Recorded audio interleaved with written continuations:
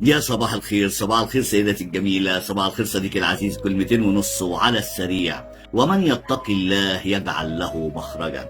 الناس اللي بتشهد شهادة زور وبتشهد شهادة زور ما بتستنفعش بيها، يعني بتبقى مجاملات، هيتجازى عليها هو وهينزل قاع جهنم وبئس المصير، والشهادة دي يستمتع بيها واحد آخر.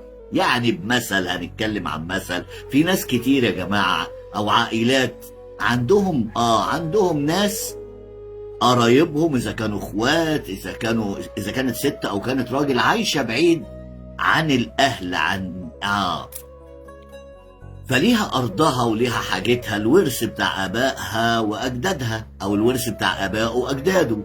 لما تروح تطالب بيه، الناس في البلد عندهم اذا كان في بحري ولا في قبلي عشان نبقى فاهم، يعني على مستوى القاهرة، لما يروحوا طالبوا بالكلام ده، الناس اللي هناك اللي قاعدة بقى هناك يقفوا مع مين؟ ما يقفوش معاها ويقولوا كلمة حق.